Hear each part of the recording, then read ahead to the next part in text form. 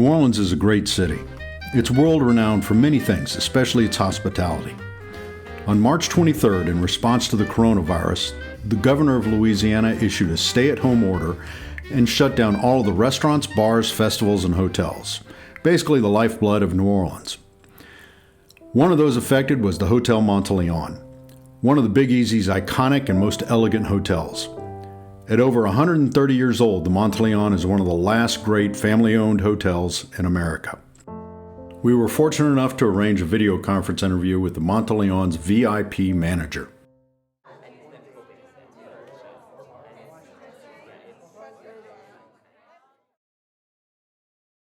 Thank you for joining us today, Lea Lea. I know you have a Northwest Arkansas connection. Why don't you tell us a little bit more about that and what brought you to New Orleans? Well, good morning, and thank you all so much for this opportunity. One of the things that I miss most about my current position is not having interaction with students.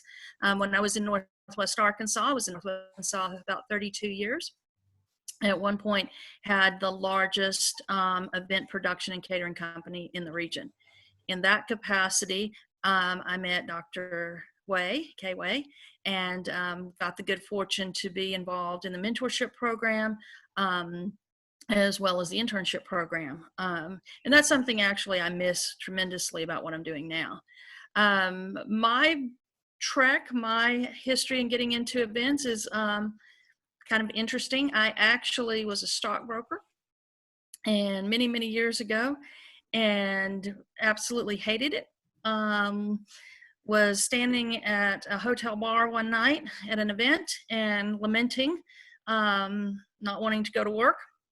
And the director of F&B said, well, I'm looking for a restaurant and an event banquet manager. And I said, I'll do it. And he looked at me and he laughed and he said, I can't afford you. And I said, there are things more important than money. And the GM didn't want to hire me. He said I wouldn't stay, I wouldn't make it. He said, I'll hire you for $7.50 an hour. That's one clue as to how long ago this was. And he said, you make it 90 days, we'll talk. After 60 days, he hired me full time, and the rest, they say, is history. I was very fortunate in that Bill Clydefelter and Julie Hobson Burke were rock stars in the Clarion franchise. Both won Hotel of the Year. And I got a very solid, good foundation. My experience in this industry is just that. It has no real academic background to it. But we're coming up on 25 years in management. There's a lot that can be learned on the street. The things that I enjoy the most are the interactions. And as I heard earlier before we actually started, it is very trying now, and it is very challenging to those of us who are huggers, those of us who want to have that level of interaction with our guests. We're trying to figure out what that looks like now in this environment. A little bit about what I do at the Monteleone. I oversee the VIP program, and I also am the department head for the concierge and the logo shop.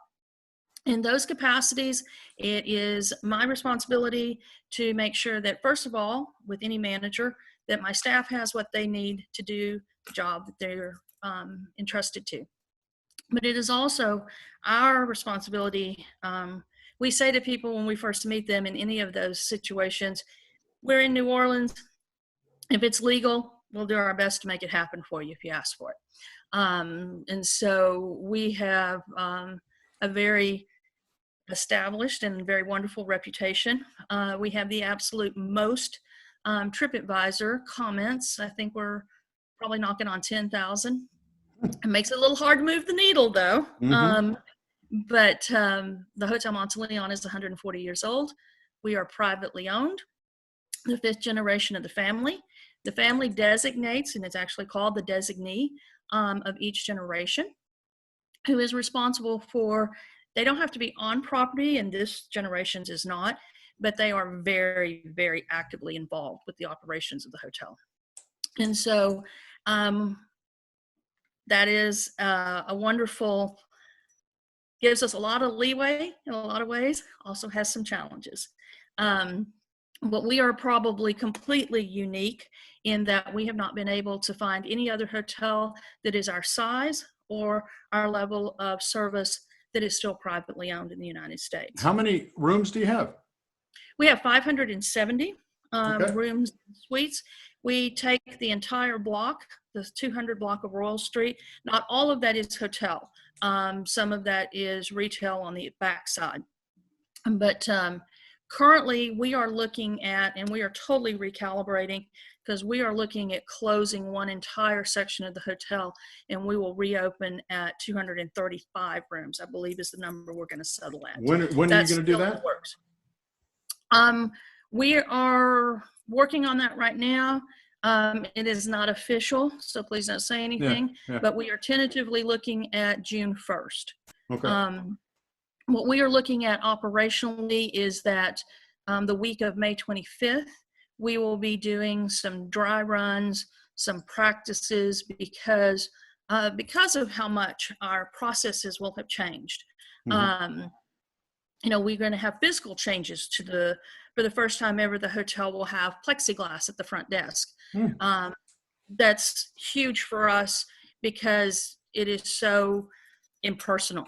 I mean, those of you who have been to the Monteleone, you know that everybody, from the first time you get to the doorman to all the rest of us, we want to, it sounds kind of creepy, but I don't mean it to be, but we want to touch you. We want to welcome you. We want you to be a part of this wonderful establishment. And so not being able to have that contact is really, really something that we're struggling with. But we also obviously always want our people and our guests to be safe. And so we're looking at changing those protocols so that we are able to do that going forward. Yeah, that's good. What are you doing with your employees so far right now? Are they, I know they're furloughed, and I know there's some challenges there, but go ahead, give us. Well, this is one of those times when it's almost unbelievable to Yeah. work for a private hotel. The Monteleone family is very committed to staff, and we have actually been furloughed with complete compensation and complete benefits from the time. Mm-hmm. We closed the hotel to guests on Sunday, March 22nd, if I'm remembering correctly. Mm-hmm. And since that time, every employee who was on the payroll at that point has continued to receive their full compensation and has continued to be covered with their full benefit package. That says a lot. There are things, and I have said this repeatedly in the last 2 months, there are things that I rail about that make me absolutely crazy because we're still doing some stuff on typewriters. Yes, I did say we are still doing some typewriters.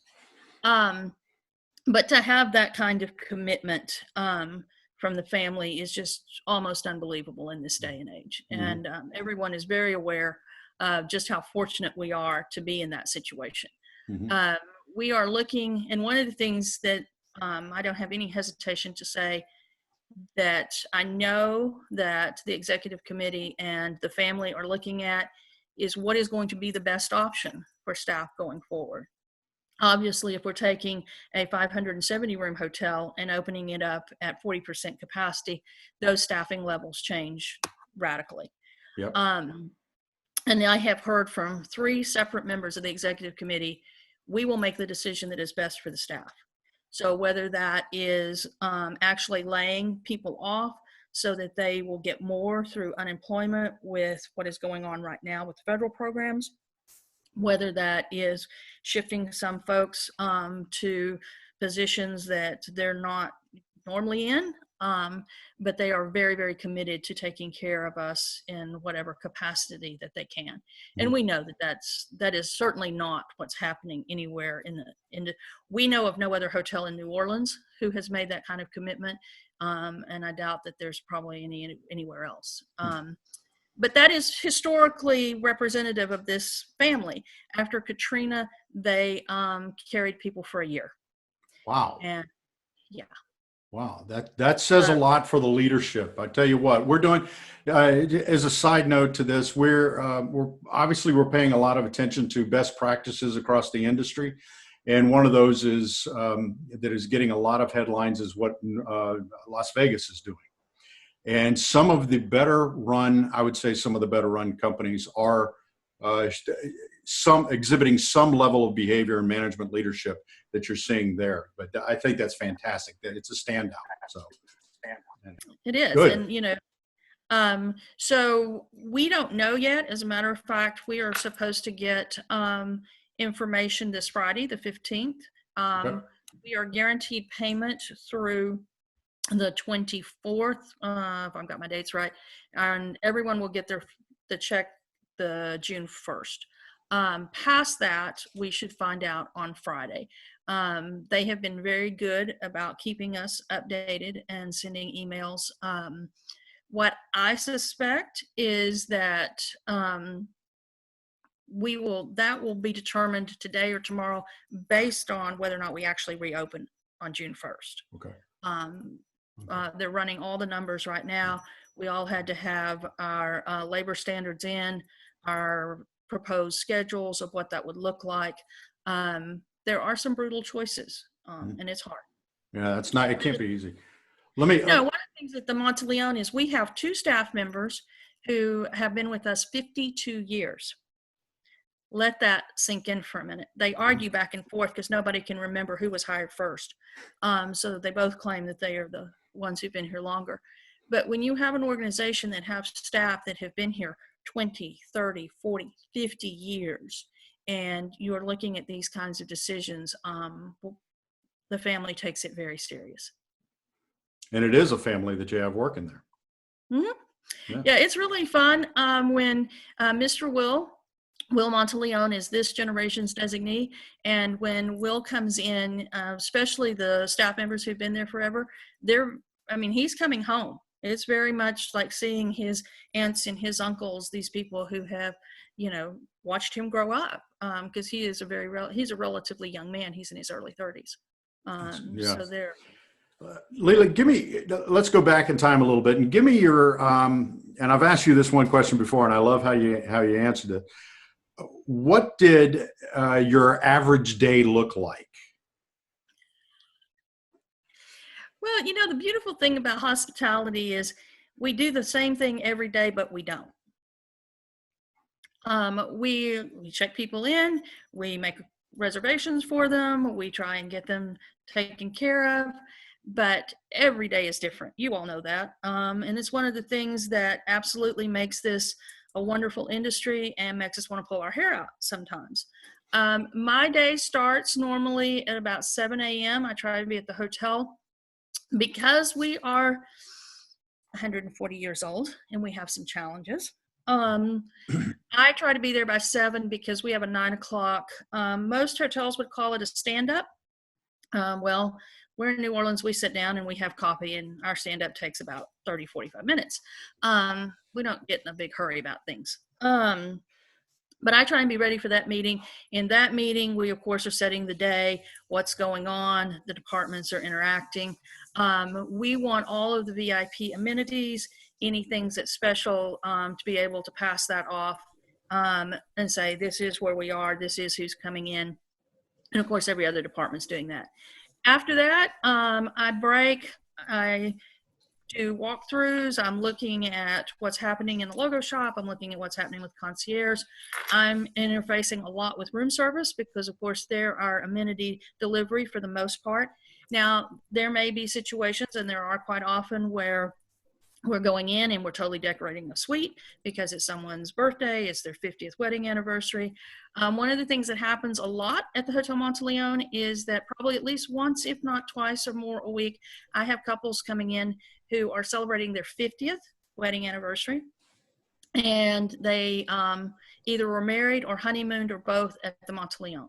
So when we have those folks coming in, we really roll out the carpet for them.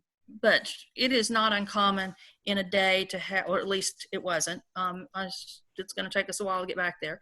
But previous to this, it was not uncommon for us to have 10 couples coming in that were celebrating milestone anniversaries of 30 plus years that had some tie specifically to the Monteleone. We have some couples that know what room number they want. I mean, so. That's great. They're here. So yeah. So what would you do? I mean, what is a special treat? Because you're right. Y'all never cease to amaze me at the nice little touches you do. So give me an example of something you would do. Some wonderfully creative things that y'all have done. Well, I mean, some of the standard ones that everybody's going to do, right? If you're a 50th wedding anniversary and I have one of our literary suites available, I'm going to do that. And they are out of this world. They are wonderful. The Hotel Monteleone is actually one of 2 hotels that are literary landmark hotels. And that is our, of course, connection to writers. We have 6 suites that are named for writers who have either written about, stayed, lived, or all of the above in the Monteleone. So we have the Ernest Hemingway suite, which is the penthouse suite. We have the Tennessee Williams, the William Faulkner, the Truman Capote, the Eudora Welty, and then we have the F.J. Monteleone Presidential Suite, which is our largest. And so if I've got somebody who's coming in, they had their wedding and they stayed here 50 years ago, if I've got one of those suites, they're going in there. We, of course, are going to make sure that they are acknowledged upon check-in. We're going to provide them with cards and vouchers for the Carousel Bar, because we do, of course, have the world-famous Carousel Bar. We're also going to have stuff in the suite for them. We're going to have champagne and chocolates, or champagne and chocolate-covered strawberries. Those are pretty standard things that anybody's going to do. We're also, of course, our concierge is going to do everything we can to make sure they have whatever reservations they want. Criollo is one of the top 5 fine dining restaurants. That's our in-house restaurant in the city. But of course, most folks want to be at Commander's Palace or Galatoire's or Restaurant Revolution or one of the really hot new restaurants. Anything that we can do that is going to enhance that experience for them, we're going to do it. Sometimes I have tried to reach out and make contact with them ahead of time. We may find out that they don't drink. So what we're going to do is send breakfast to them the next morning. And it's going to be a complimentary breakfast. So anything that we can do, and that's one of those things about touches, our doormen start talking to you. They're going to come tell me. Our bellmen are going to tell me. They're going to come say, hey, and because sometimes it's not on the reservation. They're not even coded as a VIP if it's maybe somebody's 50th birthday. And so one of the bellmen will come to me and say, hey, Lily, we got so-and-so, they just checked in, blah, blah, blah. I think sometimes when we do things that we don't know about, that's when we make the biggest impression. You know, that they've heard, you know, somebody has overheard them talking, whether it's at the front desk. I'm a big believer that sometimes the best thing you can do is screw up and have a great recovery, because that demonstrates just how much you are paying attention. That demonstrates your level of concern for them, that, hey, these people really noticed. One of the things that the Monteleone is known for, that the staff is known for, is just that level of, we have one bellman, I think he probably has 20, 30 TripAdvisor comments a month. Nolan runs that check room. He knows everything that's going on and everybody who's in and out of the hotel, and he's lining us all out. So, Well, a little bit before I get off the historical aspects here and talk about the future stuff, Hotel Monteleone was, and correct me if I'm wrong, it was known as the Hotel No-Tell, if you will. And we've shared some stories about this. Can you share some with these with the group here? The Hotel Monteleone has had a reputation. Well, I mean, when you have writers like Williams and Faulkner who are hanging out at your bar, truly hanging out at your bar, and they were characters in Hemingway.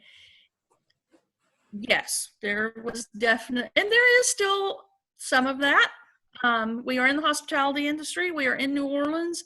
If you want to come in and have a good time and you don't want anybody to know about it, we're going to do everything in our power to make that happen.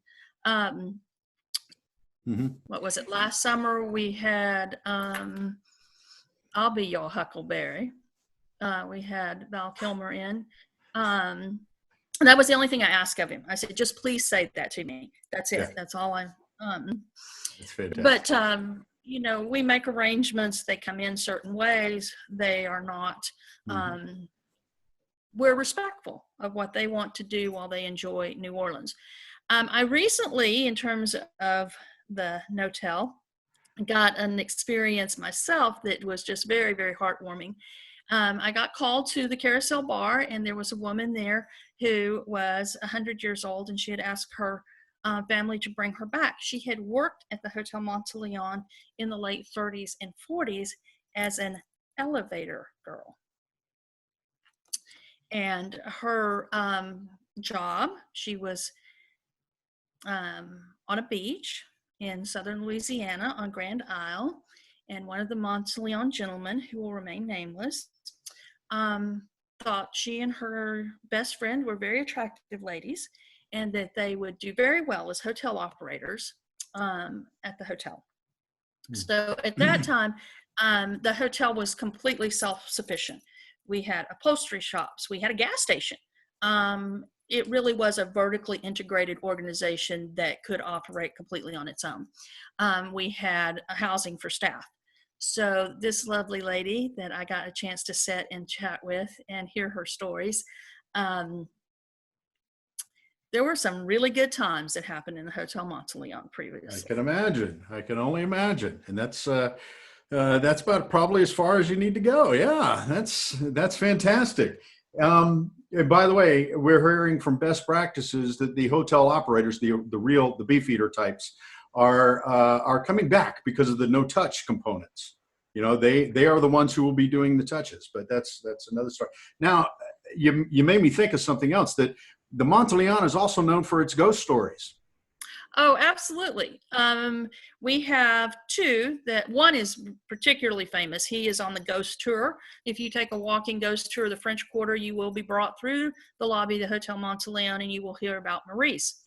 Maurice is a 7-year-old child who is very active and roams throughout the hotel. In the late 1880s, Maurice's parents were great patrons of the Opera House. New Orleans, of course, being a port city, had one of the first major opera houses. And they would come into the city and they would bring Maurice with his nanny. One night they had gone to the opera, and unfortunately there was a horrible carriage accident, and his father was killed on the scene and his mother died shortly thereafter. Maurice died, passed in the hotel a week or so after all of this. There are two things, two versions. One is that he died of yellow fever, because of course yellow jack and malaria was rampant in the city, but also of a broken heart. I kind of like to think it was probably a combination of the two, because you have that kind of trauma and it is easier to be sick. Maurice is not mean. He is mischievous. About once a week, previous to this, we would have reports of children running in the hall, and you stick your head out and there's nobody running in the hall. He loves to pull ponytails, and he loves to play in the women's bathroom in the lobby. So if you're in the ladies' room in the lobby, there are two lavatories, and if you're in there by yourself, a lot of times you will hear one of the lavatories come on, and you're kind of sitting there going, okie dokie. Engineering's checked it out. There's absolutely nothing wrong with the sink. You will hear splashing, you will hear this, and then it will take off. God is my witness on my daughter's life. I was telling this very story to one of our guests. She, the next day, came running up to me with her phone and said, I have him on film. Well, she was in the bathroom by herself. She hears the water come on. So she takes her phone and we have actual doors on our stalls, very slowly opens the door, holds her phone up, and you see this ball of light, and it's just playing in the water. I mean, it's just bouncing in and out. It stops, it turns like it's looking at her, and out it goes, and the water turns off. So he is very active, and he roams throughout the hotel. We do have other spirits. Most of this comes in terms of verification. The International Society for Paranormal Activity did an investigation of us. We have pictures of Maurice. We have electric, you see energy forms of him. I have them at my desk that I share with folks. So yes, we are claimed to fame of being the most haunted spot in the most haunted city That's in the United fantastic. States. That's fantastic. That's part of the character of New Orleans that I love, and part of the pieces of history of your property that just makes it so unique. And I really enjoy those stories, and that's wonderful. I wanted folks to hear that, and I want future people, audiences of this, to hear that as well. Okay, so I want to move from that to what's coming up, because you Mhm. mentioned just a second ago the handoff, and it's the informal handoff of pieces of information that makes somebody's stay better, and which makes you an excellent hotel. That is going to change a little bit moving forward, not just that aspect, but the entire operations going forward. What are you seeing in terms of VIP services, which is by nature a high touch service? What changes are you making or anticipating to make coming forward in the next, you know, foreseeable future? One of the first things that we're doing is exactly what we're doing now. One of the things that we're looking is to set up any kind of video conferencing, any kind of interaction that we can continue to have prior to guest arrival or while they're here. We're Mhm. looking at being able to make many more things available to them on the website so that they have it and that they know. We're working really hard to, while we might not actually be able to set you at the concierge desk, those of you who have not been to the hotel, we have this exquisite antique desk that sits across from the front desk proper. That is beautiful and has its challenges to work at it. That will no longer be used because we are actually putting the concierge behind the front desk with plexiglass. So the things we're looking at is what can we do like this where we can still have interaction. We're looking at things that are totally closed. Before we were big senders of food. We wanted to send up fresh food because part of our philosophy was that says this was made for you. This was not something that we just ordered from someplace and we sent up to you. This was something that somebody produced out of our kitchen that we want to share with you. Um, Obviously, we're going to back off from that. We do cheese and fruit trays. Anybody just about who walks through the door who's a VIP gets a cheese and they're beautiful. Mhm. That's just kind of one of our things. We will no longer be able to do that. So we're looking at things that we can do that are local, that are representative of both us and what we see as our image and our brand, but also then that people can feel very comfortable with it. We have a relationship with Southern Candy Makers, who have been in business since 1935, 38, somewhere along there. They are a couple of blocks from us. They are a local candy maker in the French Quarter. You walk in the store and you smell everything, and it's right there. They were already a big part of our VIP amenity program. I expect that to expand greatly because, again, it's a great fit for us. They individually, of course, wrap everything. Even before this, if we were sending up a box of candies from Southern Candy Makers, all of the candies were individually wrapped, so you could take them out. My thought was you take them out and put them in your pocket, and you didn't have to worry about, if I wanted them while I was out walking, right? Mhm. Mhm. But now we will have that available to them.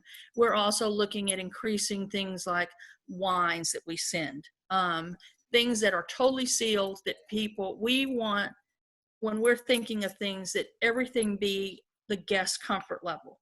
What are things that might increase their anxiety? Because that's the last thing we want to do, right? So those are the kinds of things that we're looking at. We don't know exactly. We have an excellent relationship with the florist, who again is just a couple of blocks from us. Most people believe she's our in-house florist. She does so much work for us, and it's beautiful. Mhm. But again, we're kind of looking at that, because now we're bringing something inside that's not wrapped, that's not contained. Again, we're big flower senders. Those 50th anniversaries I neglected to mention early, a lot of times we'll get one of these exquisite arrangements from Miss Barbara. Right now, when I said earlier that we're looking at this next 2 weeks of dry run of, really what can we do? What is it going to be a comfort level? And a lot of it's also going to be, of course, dependent on our staffing. One of the discussions that is happening right now in food and beverage is that we may not have room service. when we reopen. Because to be blunt, our occupancy levels are just abysmal. So, we're looking at doing takeout out of the restaurant as opposed to room service. Well, if I don't have room service as a delivery option for amenities and I'm not bringing back the staff that I had currently, now how are we getting this stuff to people? Those of you who haven't been with us, our buildings are challenging. To the guest perspective, it's pretty seamless. You think you're all in one big building. You're actually in three. And just moving between the buildings can be very challenging. When we hire new staff, we always tell them, keep your cell phone with you because you are going to get lost and somebody will come find you. So all of that right now is under consideration as to what we're looking at to be safe, to still deliver a level of hospitality that we're comfortable with, and that takes care of our guest. Yep, that's fantastic. Everybody is going through the same, same calisthenics, if you will, coming through this, and it's an emotional task. You've mentioned right there about new hires, and clearly that's going to take a while before that kicks in. But I also know that in the industry, getting a job at the Hotel Monteleone, you might have a better chance of winning the lottery because it is within the industry, it's a great place because of some of the things you're talking about. And tell me about, and especially with our audience being largely students, what do you look for, or what does the Hotel Monteleone and you look for when you're hiring someone? This is probably my personal bias, is that I can teach you the technical things the technical skills that I need you to do. I need that glint in your eye. I need that attitude that says, I am a little bit crazy and I enjoy people. The rest of it, I can teach you. So I think one of the things that any manager at the Monteleone would tell you is that I've got to feel some kind of connection with you. I've got to feel like you get it. We are a very unique bird, and our level of interaction with our guests is very different. Nothing against any other hotel, but you've been there. Dr. Betsy's been there. It's just a very different feel when you come in our lobby. I mean, I liken it to coming into grandma's house. We want to do everything we can to make you feel warm and take care of you and feed you. And that's just, I know a lot of people say those things to the point they almost become cliche. But that's true for us. I mean, it really is. And once you experience it, I think you see the level of genuineness. What I'm looking for, as a matter of fact, I had hired someone 6 months ago for the logo shop. And there were actually some eyebrows raised because this gentleman is Jamaican, and his hair is in dreads that he sets on. No hotel experience whatsoever. No retail experience whatsoever, but he had been the tour director for a group of performers, Jamaican performers, that had traveled all over the world. When I talked with Christopher and I interviewed him, he loves people. He loves making things happen for people. It's what he did for his company of performers. And he just had such a good attitude that I hired him. And there were people going, really? Okay. But once people got a chance to interact with him in the logo shop and see just how much he enjoyed making things happen, being willing to say, oh, well, I don't know that, but let me find out for you. And that to me is a big part of it too, is those of us who have done this for 100 years, the day we stop being willing to learn and to listen to those of you who are younger and see the world and your interactions differently than us, that's the day we start dying. And so as long as And one of the things that I think this industry affords us is that challenge to be constantly learning and constantly evolving. Because trust me, how we check people in today is is a lot different than what it was when I started. You know, one of the things that I tell the story is that I went to the front desk and I said, you know, we'd had this god awful computer meltdown, and I said, "Where's the bucket?" And they all looked at me like I was some alien. And I'm like, "Where's the bucket?" And I went and I said, "Oh, we have a massive one from leftover when you used to have to print reg cards, have somebody sign them, and file them by room number. And every shift, somebody had to double check so that we knew who was in. What you would do in the case of an emergency, you would go grab the bucket and out the front door so that you knew who was in the hotel that you had to be able to be responsible for in the case of fire or some other. And so while we do the same things in the industry and we do the same things every day, they change radically as technology, as new faces with new ideas come in. And so hiring somebody with no hotel experience, but who was such a great fit in terms of his personality and willing to take care of people and to go out of his way to make sure things happen. I think that's what all the managers here look for. Yeah. When that's a great answer. When do you think all of this will come back to normal? Well, the person who, the me that is idealistic and optimistic and hopeful, I was going to say, I really hope we're back close to 6 months, because that's when Mardi Gras is next year. The person who's done this for a very, very long time and who can look at hopefully the situation realistically, I don't think New Orleans will rebound for 3 years. It took us 3 to 5 after Katrina. Now, of course, we had very different physical issues and physical damage and constraints after Katrina. But one thing that I feel absolutely certain of, this city is 301 years old. We survive. And the people of this city are resilient.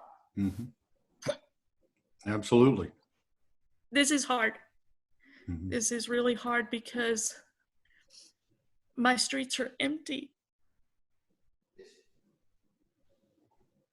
I've never seen that.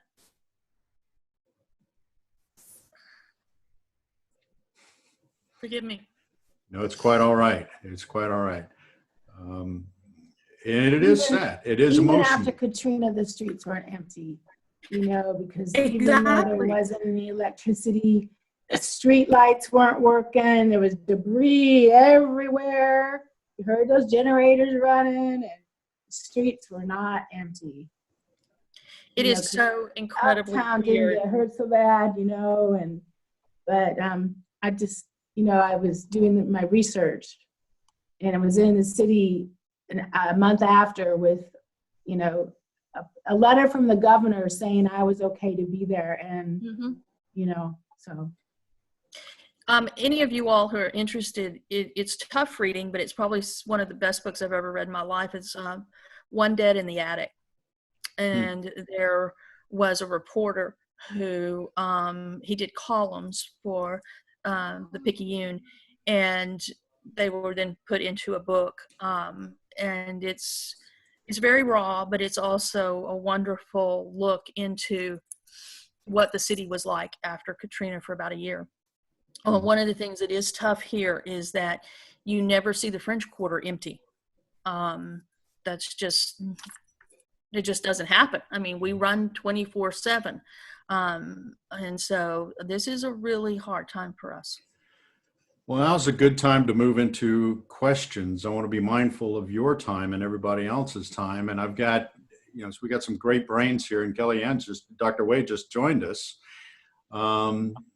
I'm so sorry. I had training for a computer thing at 10 that was only supposed to be 30 minutes, and he just kept going and going. None of us know about just talking and talking and talking because we like to talk. Yeah, I was like, there's someplace I'd really much rather be. Yeah, I tell you, well, Well, let's open it up to questions. So I know the students probably have some questions. I know everybody else does too. So chime in, please. So one question I have is that you talked about the carousel bar and giving vouchers for that as part of some of your VIP services, but I've heard that it can be hard to get a seat at the bar, that it's really popular. Are you going to spread out chairs or take away certain chairs for social distancing once this is over, or how do you think that will be affected? First of all, I'm sure most of you know, but just for people who are hearing this down the road, the Carousel Bar is world famous. Condé Nast named as one of the top 20 bars in the world. It is written about extensively. There are only 25 seats at the bar itself. It is a fully rotating working carousel. Because we don't have what you would think of as like the horses or the different figures, each seat at the carousel bar has a different animal on the back of the seat. So you will have scavenger hunts and people come running in and they're like, I need the elephant seat. Where's the elephant seat in this hotel? One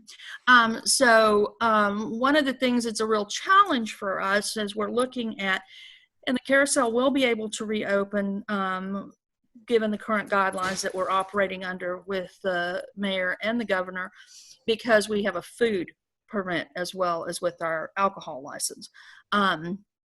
We are looking at everything from we're going to have one seat and then block off two seats. Of course, then there's the thing is, well, what if you have a couple and they want to sit together? That's actually an ongoing conversation right now is, do we close the carousel itself completely so that no one gets to sit at it so that you don't have that? We also have a full bar that we call the lobby bar that's further back into the space. We will be limiting seating based on the numbers. Past the carousel itself in the physical space, it's like a really nice living room.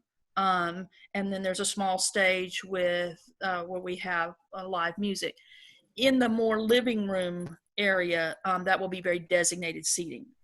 So we will do everything we can. We're also looking at, we will have one entrance, the main entrance to the carousel will be how you enter, and then there's also a back entrance so that we will be doing one-way traffic. So you're not passing in a very close situation, because the door to the carousel bar is very deceptive. We have people all the time go, where's the bar?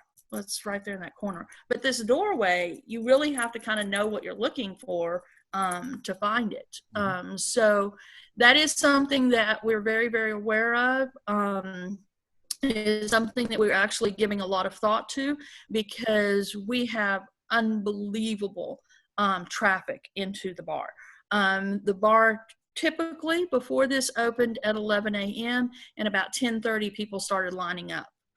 We actually had to monitor so that it wasn't the rush, because there's only 25 seats at it.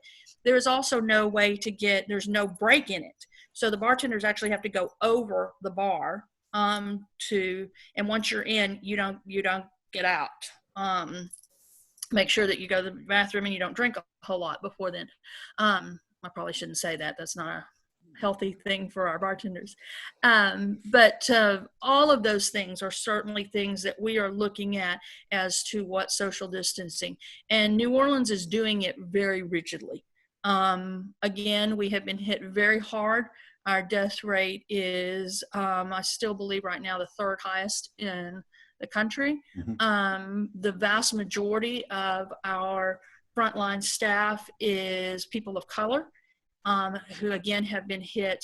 I believe right now currently in New Orleans it's like 80% of the fatalities associated with COVID-19 are people of color.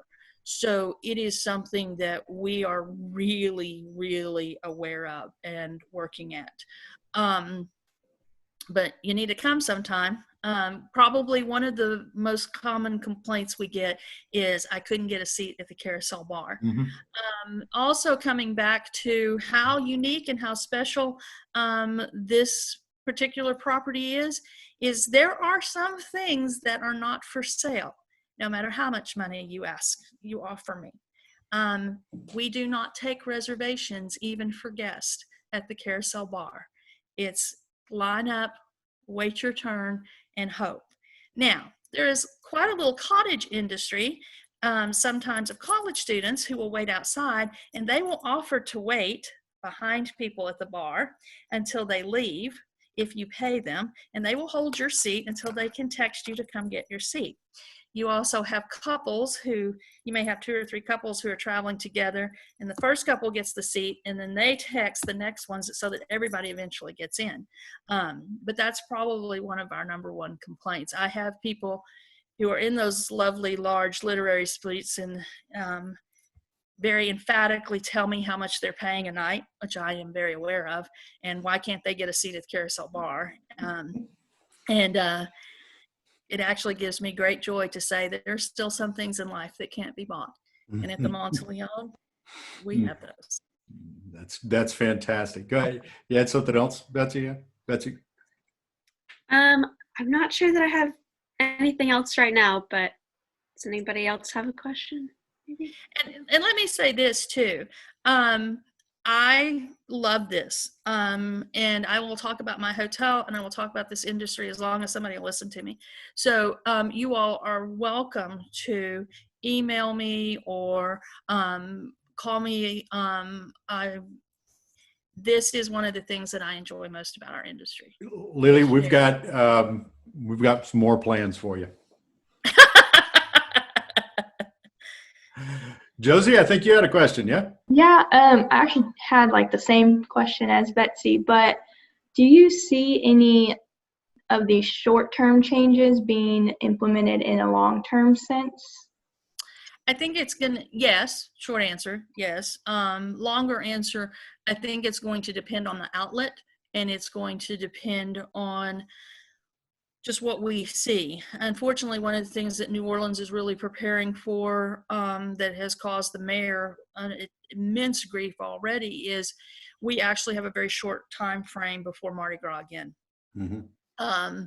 And so while everybody's saying, oh, it's too soon to say anything, we don't say anything, the reality is, and what has come to our knowledge now is that the expected trend, let me back up.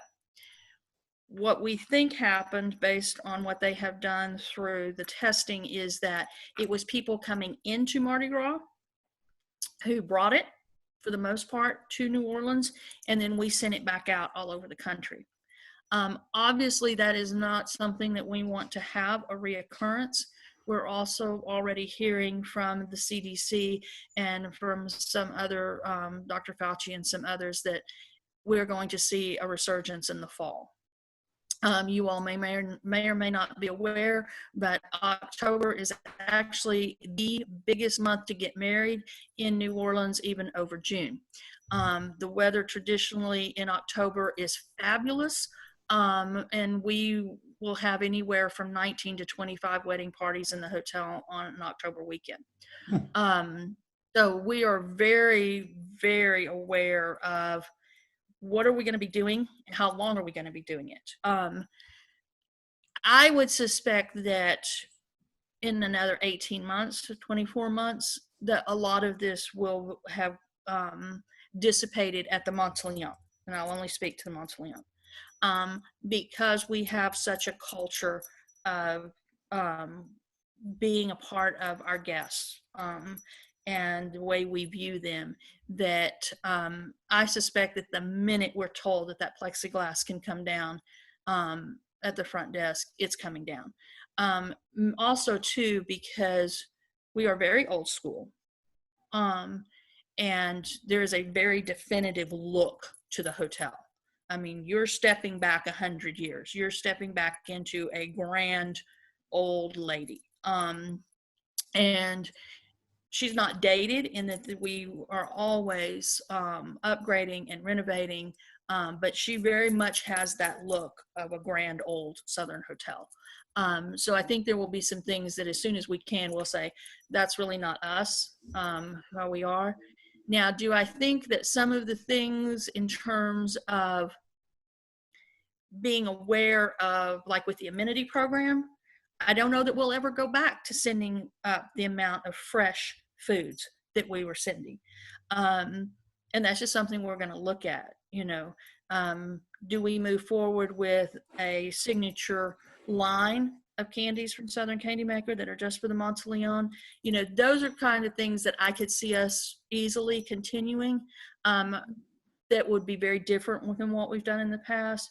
But I think whatever we do, because it is who we are, it will be what can we do to best serve our guests and enhance that experience.